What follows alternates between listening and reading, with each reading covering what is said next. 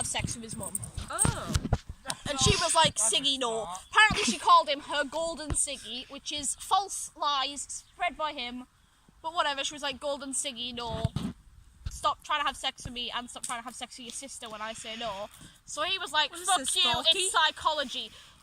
At this point, psychology was just some German guy sat in a lab going, I'm looking inside myself, my name's Wilhelm Wundt, and I know introspection. It was basically a branch of philosophy. So he comes along, he's like, hey, I'll have sex with my mum and that's psychology. So he comes up with these stages, the psychosexual stages. From 0 to 1 years old, you have oral fixation, where you want to put things in your mouth, namely your mum's tits. Fair enough, you're a baby, but Siggy makes it kind of sexual. Not great. Next is like 1 to 2 years old, and that's anal fixation, where you're potty trained, so you learn to shit, and you like to shit.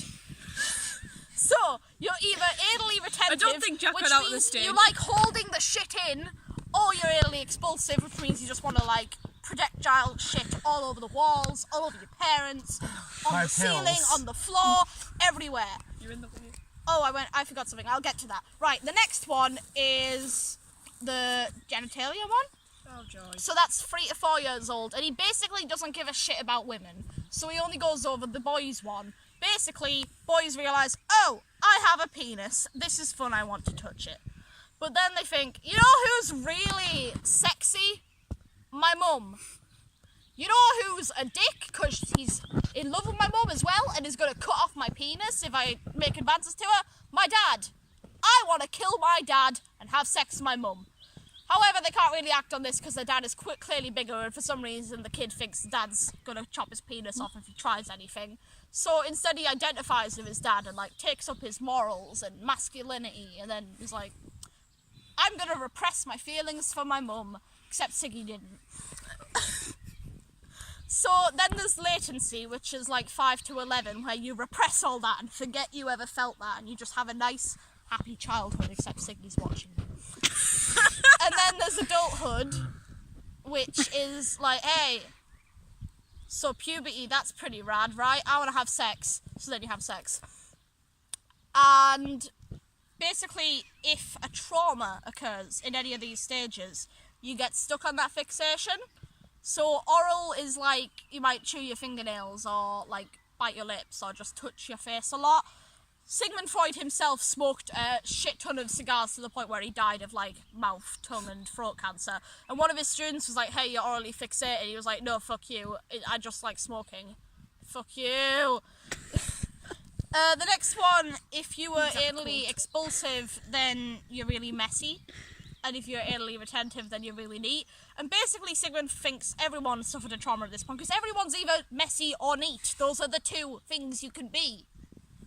Whatever. What about the middle ground where some parts of you... And then the middle one, this is where someone was like, hey, what about girls? So we went, it's the other way around. They have a penis envy. They want to steal their dad's penis and kill their mums.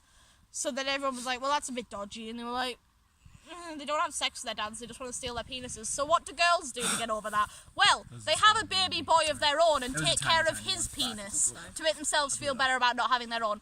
How weird is it to say a lady takes care of her baby's penis? She should take care of the whole ass baby! Anyway, she identifies with her mum even though she wants to kill her, and that's the Oedipus complex and the Electra complex. Electra didn't do shit, it was her brother who killed her mum. Okay, whatever. I'll let you have it, Siggy. So if something happens at that point, you grow up to basically be gay and bad at relationships, and then there's the latency. And basically, if a trauma occurs at any of these points, but especially the last one, as an adult, you have trouble forming healthy, heterosexual, monogamous relationships. Basically, all of us are fucked according to Siggy's standards. But then he has some more shit. So it's the id, the ego, and the superego, and basically most people have a strong ego, but you can have one that's stronger than the other. The id is basically, I want it now, give me it now, I want all the cake and all the sex. I'm not gonna lie, I'm slightly depressed now that knowing that me wanting to projectile shit on the walls has caused me to be gay. Thank you, Siggy, for letting me know that my infectious projectile shit I has have learned caused a me lot. to become a homosexual. I've learned a lot about Thank Platinum you. Siggy. Amen.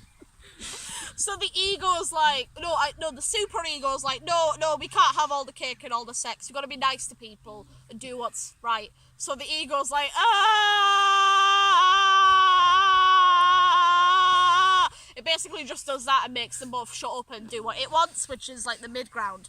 So then the super ego's like, fuck you, and makes it feel guilty, and the id's like, fuck you, I'm gonna do this. So it deploys defense mechanisms. So one of them is just denial, and like you repress it, you're like, that never happens, I don't want to have all the cake and all the sex. But the other is displacement. So basically, I want to have sex with this person and they said no, fuck it, I'm going to be mean to my friends.